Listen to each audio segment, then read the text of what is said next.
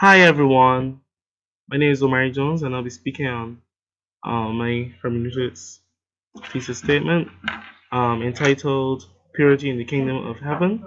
My text is taken from Matthew 5:8, which reads, Blessed are the pure in heart, for they shall see God. My main idea for the thesis statement reads, Purity is important because in order for the kingdom of God to be established, one must possess the characteristics of that which he's bringing about.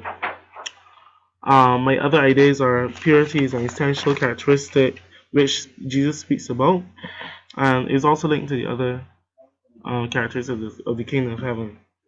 So, expounding upon that idea, we see that in order that purity is important because in the kingdom of God, so the kingdom of God can be established, you must possess the characteristic. Um, God has called us to be clean. If you look at Matthew 5:20, Jesus tells disciples and those who were listening to him that if their righteousness exceeds, unless their righteousness exceeds that of the scribes and Pharisees, they will not enter the kingdom of heaven. We must also look at the fact that Jesus was without spot and wrinkle. He was without sin. And in 1 Peter 2:22, we see that he committed no sin, neither was deceit found in his mouth.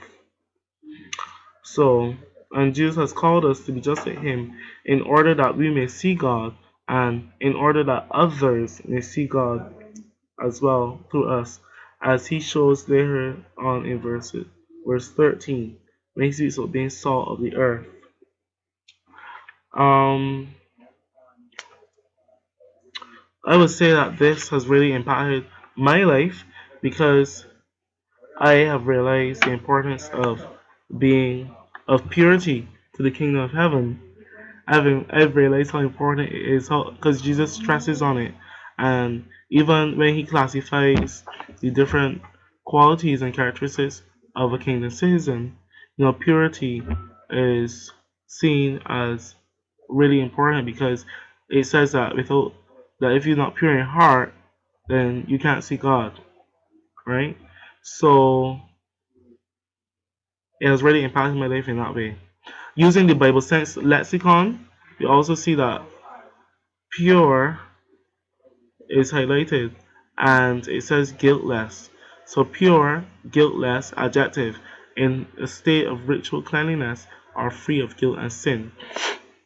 Um,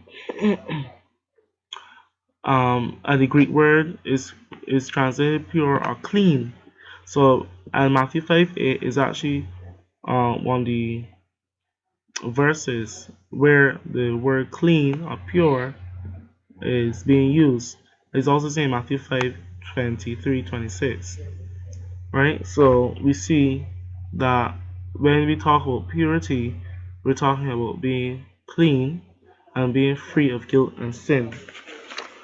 Also, when it comes to implications, I would say that on reading about the kingdom of heaven and seeing the extent to which purity is such a huge component, one should be more alert and aware of it, and one should strive to be pure, to live a life that is pure before God and man, and a life that is free of guilt and sin. In order to get a better grasp and knowledge of the teaching outline, it is believed that one should read the book of Matthew, particularly chapter 5. Also, a reading of commentaries on Matthew, chapter 5, or Jewish historical texts on cleanliness should be performed. I thank you for entertaining me and listening to my video. God bless.